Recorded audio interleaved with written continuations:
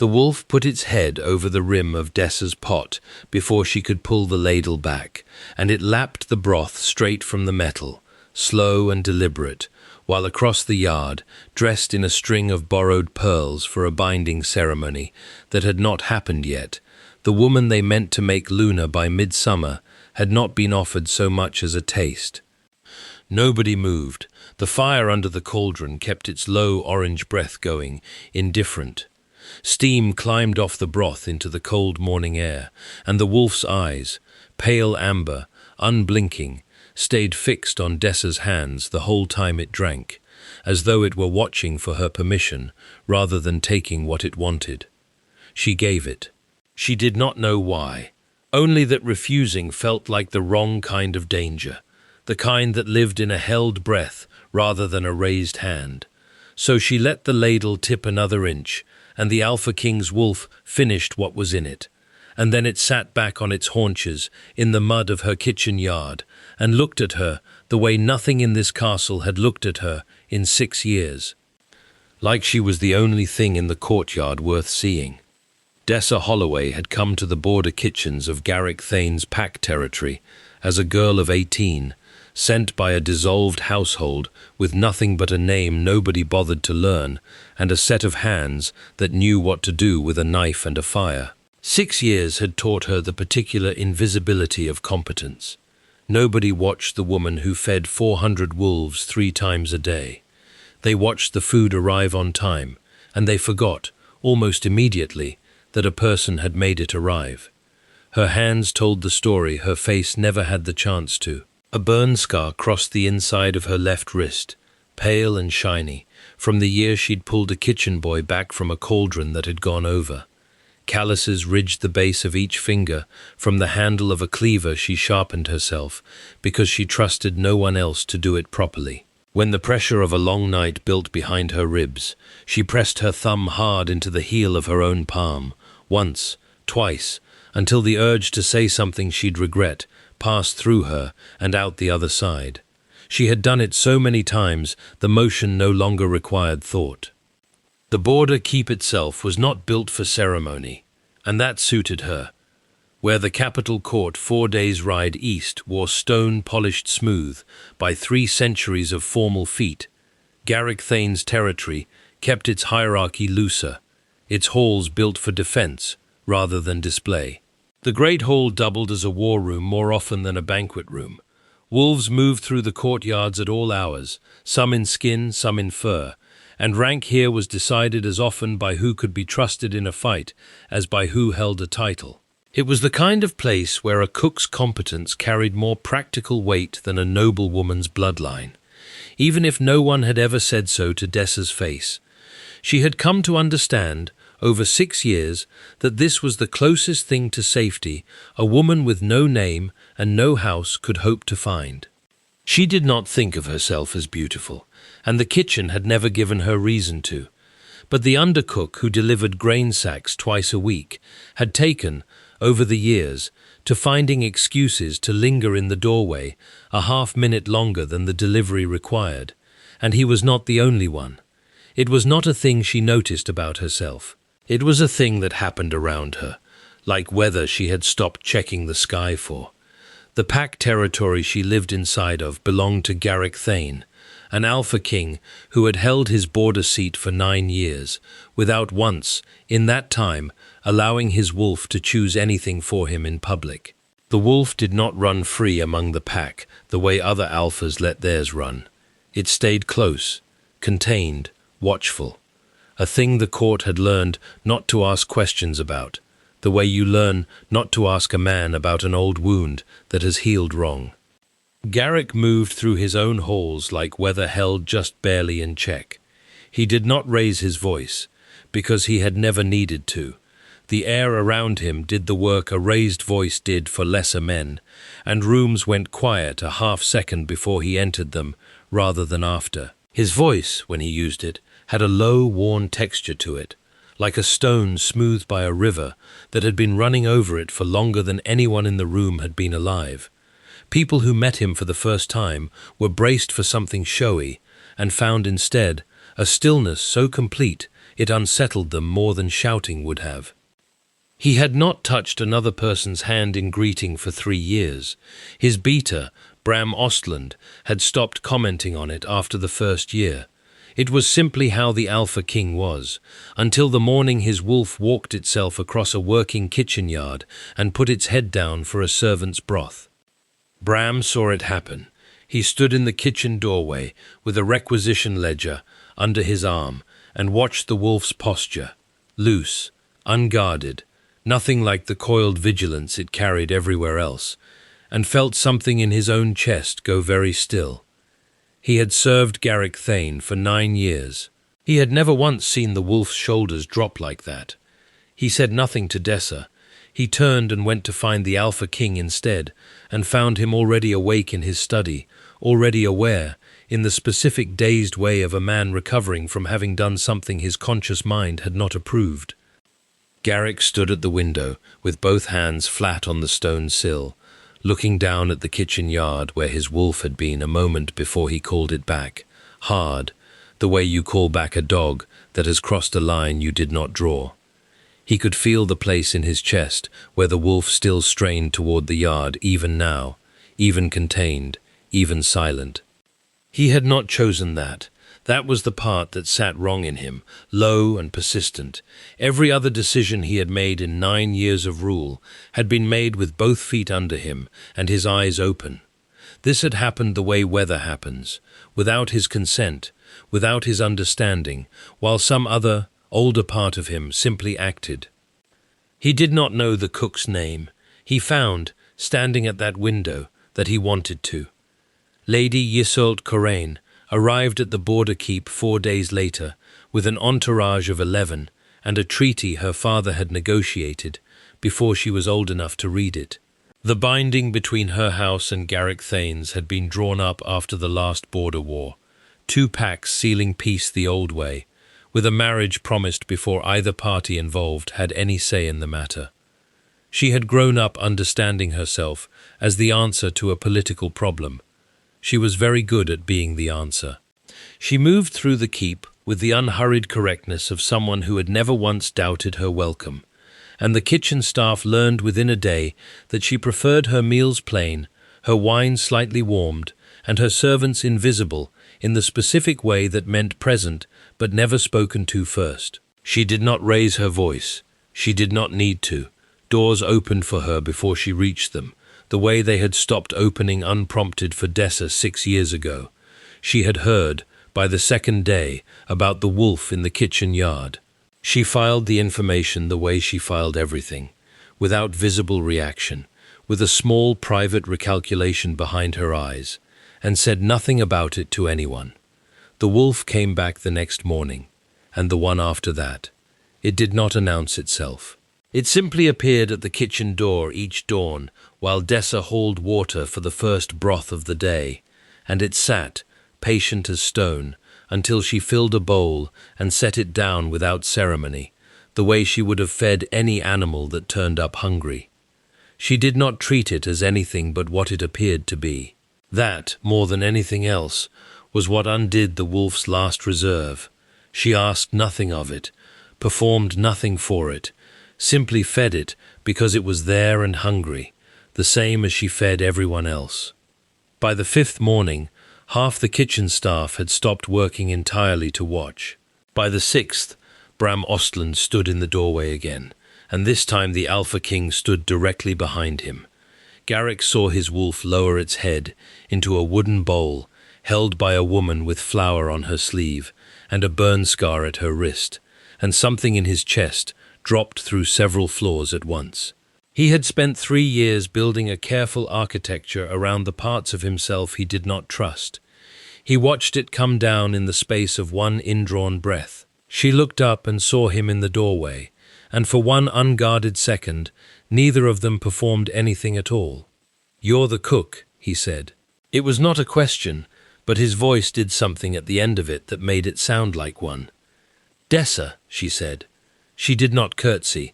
Her hands were still wet from the water bucket, and she did not have a free one to spare for ceremony. "Holloway, I've been here 6 years, my lord. I don't know that we've spoken." "We haven't," he said. The wolf, between them, looked from one to the other and made a low sound in its chest that was not quite a growl and not quite anything else either. Garrick's jaw tightened at the sound, the way a man's jaw tightens around a thing he is choosing, with effort not to say. That evening, the castle's wise archivist, an old man named Maddox Greel, who had outlived 3 Alpha Kings and stopped pretending to care about rank somewhere around the second one, found Dessa in the kitchen storeroom counting salt barrels and told her, without preamble, that she should sit down. 308 years, he said, when she had. That's how long it's been since an Alpha King's wolf took food from a hand that wasn't his bonded mate's.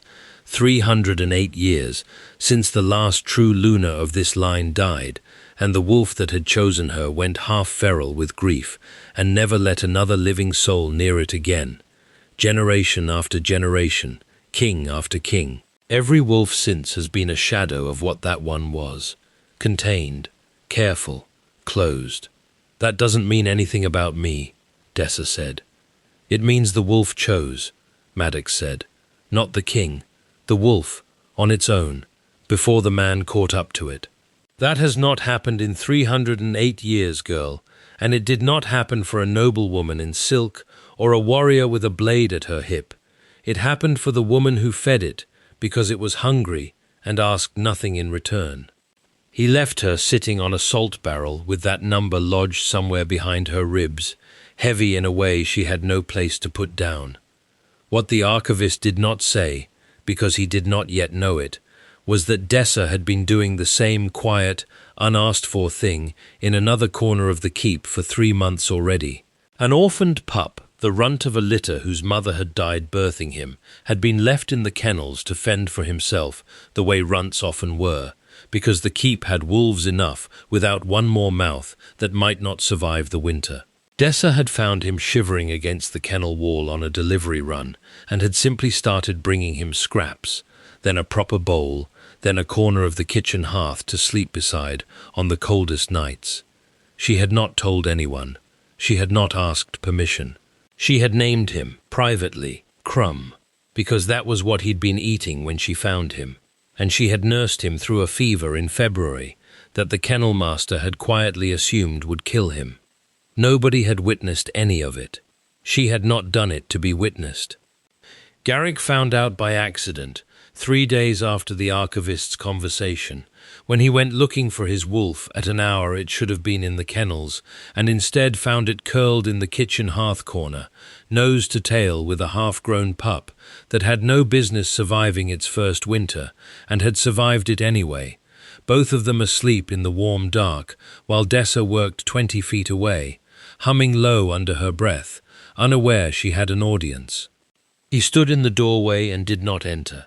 He stayed there long enough that his legs should have complained about it, and they did not, because for once in 9 years he was not holding anything together. He was simply watching a woman take care of something small and broken because it was there and needed care, the same unceremonious way she had fed his wolf, and something in his chest that had been clenched since the day his mother died came slowly, painfully, open.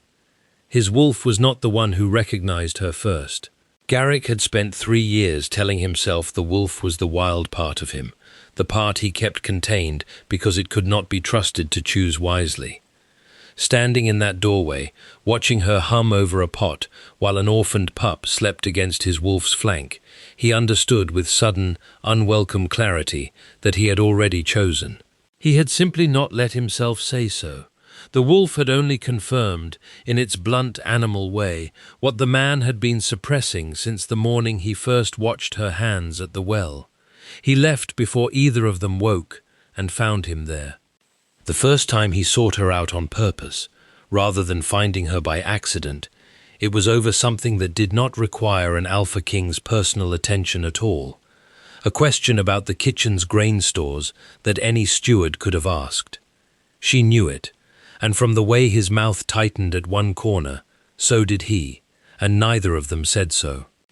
"You didn't need to come yourself," she said. "No," he agreed, and did not explain himself further, and stood in her storeroom a full minute longer than the question required, looking at the burn scar on her wrist as though it were a map of somewhere he wanted to go. She reached past him for a sack of barley, and their hands brushed at the seam of it. Barely anything. A half-second of contact neither of them had planned. And he went very still, the way a man goes still when something has landed too close to a wound he has spent years protecting. "My lord," she said, low. "Garrick," he said, "when it's just this room." He left without taking the answer about the grain stores he'd supposedly come for. She stood holding the barley sack for a long moment after the door closed, feeling the place on the back of her hand where his fingers had crossed hers, and did not examine too closely why she pressed her thumb into her palm twice before she went back to work. Lady Iseult began to notice the shape of what was happening before the kitchen staff finished gossiping about it. She noticed the way Bran Ostland's eyes flicked toward the kitchen wing during council meetings. She noticed that the Alpha King had stopped attending the formal dinners she had been seated beside him for, twice now, claiming border business that no one bothered to verify. She did not raise her voice about any of it. She filed a formal concern with the keep's steward instead, citing irregularities in the kitchen accounts, a discrepancy in the salt ledger, an unauthorized animal kept on castle grounds without registration, a servant exceeding the bounds of her station in matters that touched the binding treaty between two houses. It was, on paper, entirely correct. Every word of it followed proper procedure. That was the danger of her, the thing the kitchen staff had learned within a day, and Dessa had not yet fully understood. Iseult Coran did not need to lie, or shout, or strike anyone, to take everything from a person. She only needed the institution's own rules, applied with patient precision to a target who had no standing to refuse them. The steward, who answered to the treaty before he answered to anyone's wolf, suspended Dessa from kitchen duties pending review and ordered the pup removed from the grounds within the week. Alone in her apartments that same evening, Lady Iseult Coran sat at her writing table with the steward's signed order in front of her, and did not move for a long time. To the household she had shown nothing but cool, formal correctness since the day she arrived. Alone, with no one watching, her hand pressed flat against the table's edge hard enough to whiten the knuckles, and for one unguarded moment her composure slipped entirely. The careful mask of a woman who had spent her whole life being told exactly what she was worth giving way to something rawer underneath. Not triumph, but a kind of desperate arithmetic, the look of someone protecting a position she had spent years building rather than a person enjoying a victory. She smoothed her hand flat again, folded the order, and by morning no one would have guessed it had ever cracked at all. The night before the suspension order arrived, before any of it had turned to council business and paperwork, there had been an evening with no plot in it at all. Garrick had found her shelling a basket of late beans by the kitchen fire, Crumb asleep across her feet, and instead of saying anything, he had simply sat down across from her and picked up a handful of the beans himself, working in silence beside her for the better part of an hour. He was terrible at it. He split the pods wrong and scattered half the beans across the floor for the pup to chase, and she laughed at him, properly, for the first time since he'd known her, and he found he did not mind being laughed at in the slightest. Neither of them mentioned the council session 4 days off, or Lady Coraine, or anything that mattered beyond the small, unhurried fact of two people sitting by a fire doing something useless together because it was easier than being apart. Dessa heard the suspension order the following morning, standing in the same storeroom where Maddox Greel had told her about 308 years, and felt the floor of her good fortune drop away as quickly as it had opened.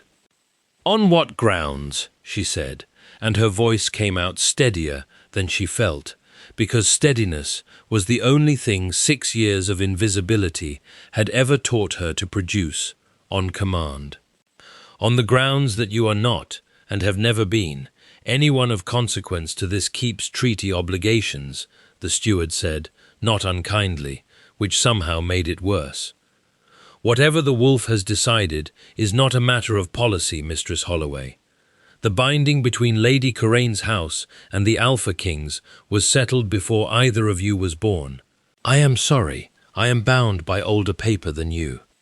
That night, in the kitchen's banked-down quiet, after the last meal had gone out, Garrick found her sitting on the hearthstone, with Crumb curled against her side, both of them very still, and did not say anything for a long moment. He simply sat down on the stone beside her, close enough that his shoulder rested against hers, and let the silence hold the shape of everything neither of them knew how to say yet. "They're sending him to the border kennels," she said finally. "He won't survive a winter there alone. He barely survived this one with me." "I know," Garrick said. "And me." He turned his head and looked at her, and for once did nothing to disguise what was in his face. "You are not going anywhere," he said. "I have simply not yet worked out how to say so in a way the council cannot unwind with paperwork." She laughed, short and disbelieving, and some of the rigid line of her shoulders came down.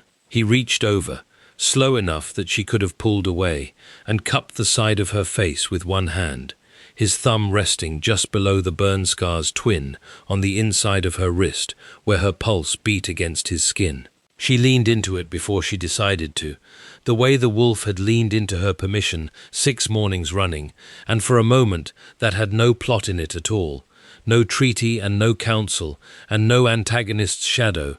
They simply sat together on the warm stone, while the fire burned low and the pup slept between them. It did not solve anything. It was not meant to. It was only proof that something in both of them had already decided, long before either of them had the standing to say so out loud. The council convened 9 days later to formalize the binding between House Coraine and the Alpha King's line, and Lady Yseult arrived dressed for a victory she had spent 3 months assuming was already won. Dessa stood at the back of the hall in her kitchen clothes because the steward's suspension order had never been lifted, and Garrick had not yet found the legal lever to lift it, and she had come anyway because Maddox Greel had told her, the night before, that some things were worth standing for, even from the back of a room.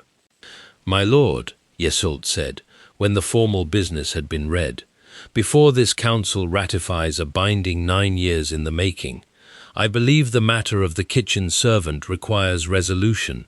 A wolf's confusion is not grounds to set aside a treaty signed by 2 houses and witnessed by a war's end." "It is not confusion," Garrick said. "Then what would you call it?" she said, and her voice stayed perfectly civil, perfectly correct, the voice of a woman who had never once needed to raise it to win a room. A wolf that has not chosen in 3 centuries chooses, conveniently, the one person whose elevation would dissolve every political obligation standing in her way. Forgive me if I find the timing remarkable. It was Maddox Greel who answered her, rising slowly from his seat at the council's edge, with the particular unhurried authority of a man who had stopped fearing anyone's rank decades ago. "I have kept this keep's records for 41 years, he said. "I have read every account of every Alpha King's wolf this line has produced back to its founding, and I will tell this council plainly. A wolf cannot be paid, flattered, or politically persuaded. It has no stake in treaties. It cannot be bribed with elevation, because it does not understand elevation. It chose this woman across 6 mornings before anyone in this hall knew her name, while she fed it without asking for anything, the same way she has fed an orphaned pup for 3 months without telling a soul. If Lady Coraine wishes to suggest the wolf was manipulated, I invite her to explain how a servant with no standing, no wealth, and no knowledge that the wolf's choice carried any weight at all, orchestrated a political maneuver 308 years in the making." A silence opened in the hall, the kind that has weight to it. Lady Coraine's composure did not break, but her gaze moved once, briefly, to the back of the hall, to the woman in kitchen clothes, standing where a suspension order said she had no right to stand at all. "Then I am to understand," she said, each word measured, that this council is asked to believe a 300-year silence ended for a servant who scrubs pots, on no evidence beyond an old man's records and an animal's behavior. The evidence, Maddox said, is that I have catalogued every recorded instance of this line's wolf refusing food from any hand but a bonded mate's for 41 years, and I have never once seen a deviation, not for visiting royalty, not for the Alpha King's own mother in her final illness, not for anyone, until 6 mornings running, in a kitchen yard, witnessed by no fewer than 9 members of this household, before any political stake existed for anyone to manufacture. I would ask the council which is more remarkable, that an old wolf finally chose, or that a noblewoman finds a servant's kindness so impossible to credit that she would rather suspect a conspiracy. "And the salt ledger discrepancy you raised, my lady," Maddox added, almost gently, "was an error in the steward's own arithmetic, corrected in this keep's records 11 days before your formal complaint was filed. I checked this morning because I suspected you had not." Something moved behind Isolde Corrain's composure for the first time since she had arrived at the keep. Not anger, not yet, but the first flicker of a woman recalculating a position she had believed unassailable. She did not raise her voice. She had never needed to, and she did not start now. But her hands, folded in front of her, tightened until the knuckles went pale, and the court, watching, understood that they were seeing the only crack she would allow them. "The treaty," she said, more carefully now, "still stands. A wolf's preference does not unmake a binding sealed in blood and signature." "No," Garrick agreed, and stood, and the room's attention moved to him the way it always did, a half-second of stillness before he spoke rather than after. "It does not. But the binding your father negotiated, my lady, was a promise of alliance between 2 houses against future conflict. It was never a claim on my person, and it was never drafted as one.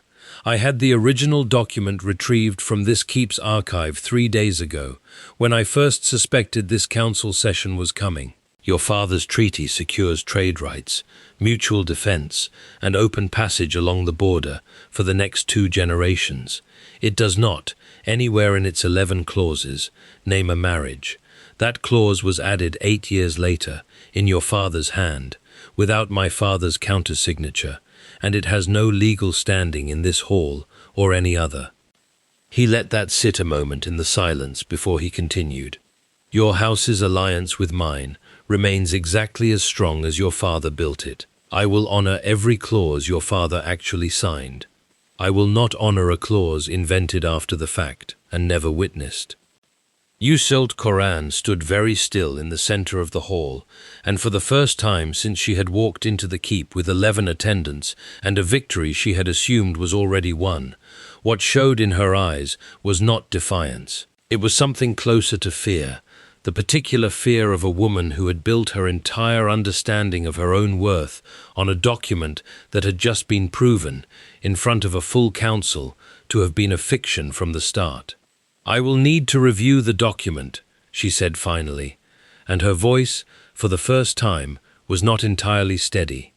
"You may," Garrick said. "Master Greel will provide a copy. Your alliance stands.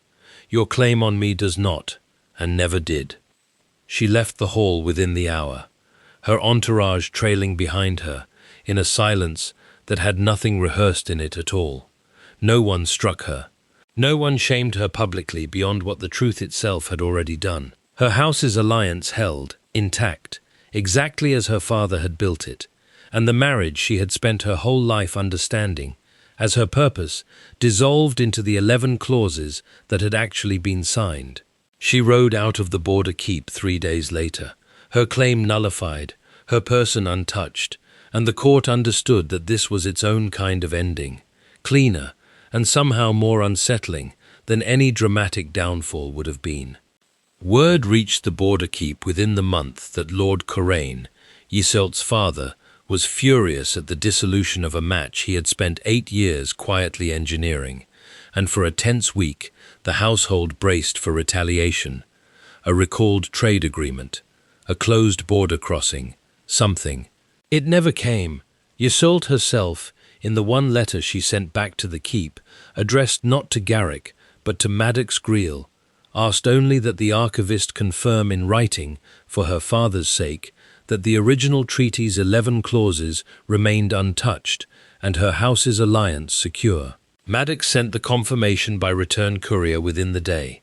Whatever else Iseult Coraine had lost in that council hall, she had not lost the thing her father actually valued, and she made certain, in her own quiet and correct way, that everyone understood it. No further word came from House Coraine. The border held, exactly as it always had. Dessa's suspension was lifted before the council session had fully ended. The steward, reading the original treaty with his own eyes, for the first time in years, signed the order himself without being asked twice. The weeks that followed did not announce themselves the way the confrontation had. They simply arrived, one quiet morning after another, and stayed. The wolf no longer waited at the kitchen door for permission.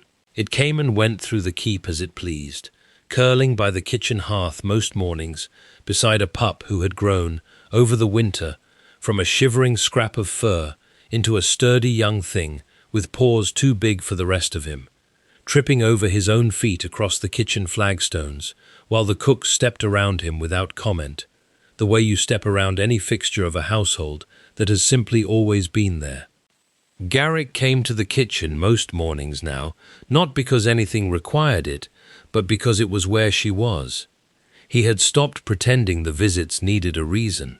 The steward had long since stopped questioning the Alpha King's habit of taking his first meal standing in the kitchen doorway with a bowl in his hand, talking to the cook about nothing in particular, while his wolf dozed by the hearth and a half-grown pup chewed on the hem of someone's apron. Garrick came to the kitchen most mornings now, not because anything required it, but because it was where she was. He had stopped pretending the visits needed a reason. The steward had long since stopped questioning the Alpha King's habit of taking his first meal standing in the kitchen doorway with a bowl in his hand, talking to the cook about nothing in particular, while his wolf dozed by the hearth and a half-grown pup chewed on the hem of someone's apron. The kitchen staff, who had spent 6 years barely registering Dessa as anything beyond the person who made the food arrive on time, had stopped finding it strange to see the Alpha King leaning against the doorframe with flour dust on his sleeve from where he'd reached past her for something. Iona Brisk, who had shown Dessa more kindness than anyone else in that kitchen during her first invisible years there, took to teasing her gently about it when the two of them salted the morning's bread alone, and Dessa let herself be teased in a way the old, careful version of herself never would have allowed. Bram Ostland had taken to bringing the requisition ledgers to the kitchen door instead of the study, on the theory, never spoken aloud, that the Alpha King answered questions more readily with a bowl of broth in his hand than a council agenda in front of him. He was not wrong. He had changed in ways the court noticed without naming. He touched people's hands again, in passing, in greeting. Not many, not often, but the door that had been shut for 3 years stood open now, and everyone in the keep understood, without being told, why. He remembered small things she had said in passing weeks before, and brought them up again at unexpected moments, the way a man does when another person has become someone he is paying close attention to, rather than someone he is simply tolerating. Once in front of the full council, he moved her papers off a table where someone had set down a wet cup, without being asked, without comment, and continued the meeting as though nothing had happened. She noticed. She did not say anything either. Some things did not need to be said to be understood. By stage's end, what the wolf had begun in a kitchen yard, the man had carried so far past it that no one in the keep mistook the wolf's choice for the whole of the story any longer. The wolf had chosen first, but it was Garrick who had built, morning after deliberate morning, the life that choice now lived inside of. On a morning in early spring, with the worst of the cold finally broken and crumbs sprawled in a patch of sun by the hearth, Garrick found her alone in the storeroom, counting salt barrels the way she had been doing the first night Maddox Greel told her a number that changed everything. He took the tally slate gently out of her hands and set it down, and she let him, because by then she had learned the difference between the times he wanted something from her and the times he simply wanted her. 308 years, he said. That's how long the wolf waited. I think I waited almost as long, in my own way, without knowing what I was waiting for. And now, she said. Now I'm not waiting for anything, he said, and kissed her, unhurried, certain, his hand still cupping her face, the way it had on the hearthstone, the night everything nearly came apart. Except this time there was no treaty hanging over either of them, no council waiting to unmake what they had decided. It was not a public spectacle. No one witnessed it but the wolf, dozing by the fire, and the pup, who did not look up at all, because by then the two of them together was simply how the kitchen was, every ordinary morning, the same as bread rising or water boiling. She had spent 6 years being the woman nobody watched. She had spent 308 years' worth of history being the first person an old, broken thing had chosen to trust again. And on this particular morning, with salt barrels still uncounted and a pup snoring in a patch of sun, she understood that the two things had never actually been in competition. She had been worth seeing the entire time. It had simply taken the right eyes, finally, to look. If a wolf that has not chosen in 3 centuries chose you, across 6 quiet mornings, before you had any idea your kindness was being witnessed at all, would you have noticed it happening, or only understood afterward, the way Dessa did, that the choosing had already changed everything? Let me know in the comments below. I read every single one. Until next time,